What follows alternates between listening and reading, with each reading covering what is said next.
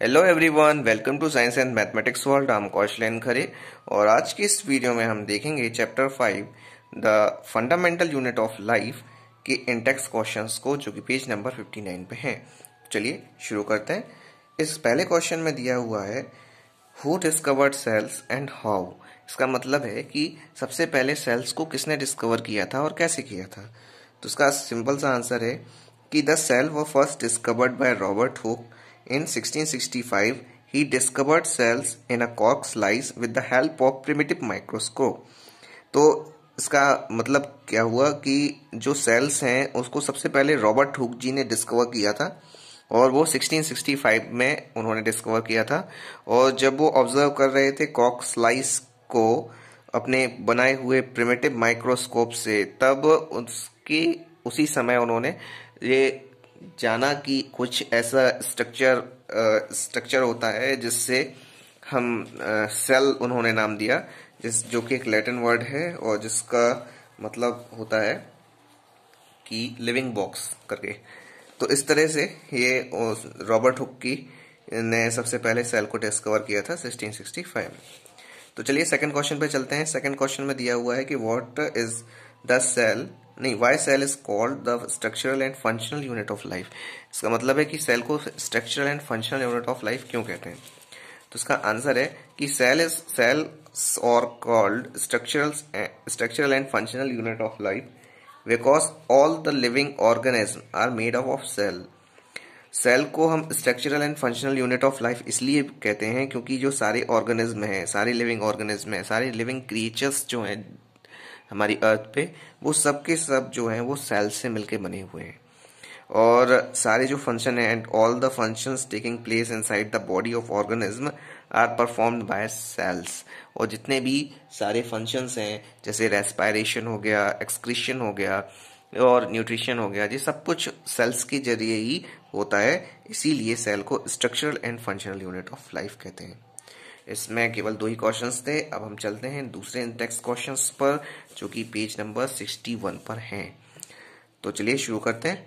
इसमें पहले क्वेश्चन में दिया है कि how do substance like CO2 and water move in and out of the cell. इसका मतलब है कि भाई जो CO2 मीन्स कार्बन डाइऑक्साइड, जिसे हम छोड़ते हैं, रिलीज करते हैं, कब? In the process of respiration की प्रोसेस में। और जो वाटर है, वाटर को जब हम पीते हैं और फिर यूरिन के थ्रू बाहर निकाल देते हैं, तो वो किस तरह से जो सेल के अंदर इस तरह से होता होगा कि भाई कार्बन डाइऑक्साइड अंदर और बाहर किस तरह से होता है। बॉडी में तो ठीक है, लेकिन सेल में किस तरह से होता है, इसको डिस्कस करना है कुछ क्वेश्चन में। तो इस क्वेश्चन का आंसर है कि the substance like CO2 and water move in and out of the cell by diffusion from the region of higher concentration to lower concentration. इसका मतलब है जो सब्सटेंस है, जैसे हो गया CO2 हो गया और वाटर हो गया, वो बॉडी में मूव इन और आउट ऑफ द सेल, मतलब वो सेल के अंदर आते हैं और बाहर निकलते हैं। किस तरह से? बाय डिफ्यूजन प्रोसेस के द्वारा। डिफ्यूजन प्रोसेस के द्वारा होता है ये। फ्रॉम किस रीजन से होता है? तो from higher concentration to lower concentration. जिस तरफ ज्यादा होगा वहां से ये मूव करेंगे, उस तरफ तक जाएंगे जहां पे लोअर कंसंट्रेशन है। इस तरह से होता है।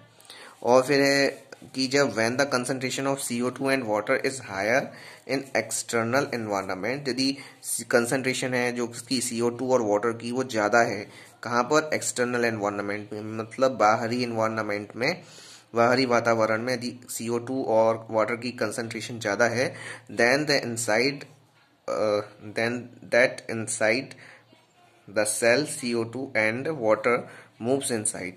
तब क्या होगा कि जो अंदर सेल के अंदर कार्बन डाइऑक्साइड और वाटर है, तो वो बाहर निकले, वो अंदर चली जाएगी उसके, क्योंकि एनवायरनमेंट में ज्यादा है ना, तो इसीलिए। और सेल के अंदर कम है, तो इसीलिए जब एनवायरनमेंट में ज्यादा होती है तो वो अंदर की तरफ चली जाती है।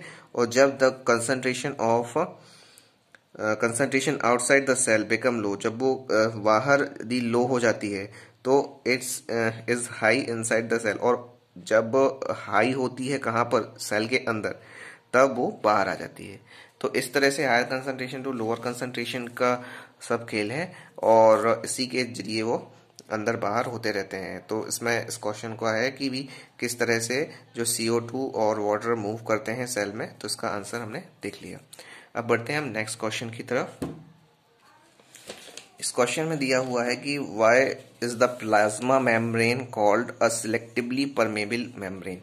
इसमें हमें बताना है कि जो प्लाज्मा मेम्ब्रेन है उसे हम सिलेक्टिवली परमेबल मेम्ब्रेन क्यों कहते हैं। तो अब ये बहुत ही इंपॉर्टेंट क्वेश्चन है क्योंकि इसमें कुछ रीजन पूछा गया है सेल से रिलेटेड, तो ऐसे क्वेश्चंस कभी कभी पूछ लिए जाते हैं।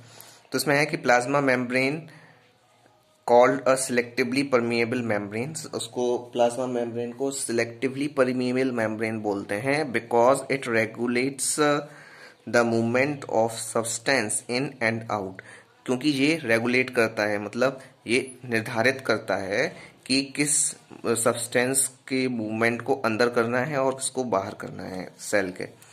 दिस मीन्स, इसका मतलब ये है कि the plasma membrane allows the entry of only some substance.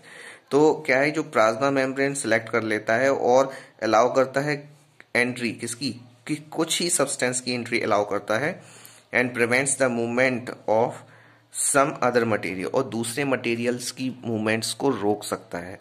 तो इसीलिए इसे, अब क्योंकि ये एक काम करता है, इंपॉर्टेंट काम करता है, इसीलिए इसे सिलेक्टिवली परमेबल मेम्ब्रेन कहते हैं, क्योंकि ये सिलेक्ट कर लेता है कि किसको अंदर जाना है और किसको नहीं जाना है। तो ये थे हमारे क्वेश्चंस। आई होप आपको समझ में आ गए होंगे। और भी क्वेश्चंस देखने के लिए प्लीज हमारे चैनल को सब्सक्राइब कर लें और कमेंट करके हमें बताएं कि आपको ये वीडियो कैसा लगा और आप क्या देखना चाहते हैं। आपकी कोई क्यूरीज हैं तो वो भी आप पूछ सकते हैं, और इसे अपने दोस्तों के साथ भी शेयर करें जिससे उन्हें भी इसका फायदा मिल सके। हमें सपोर्ट करने के लिए लाइक, शेयर, कमेंट जरूर करें। मिलते हैं अगले वीडियो में। गुड बाय, जय श्री राम।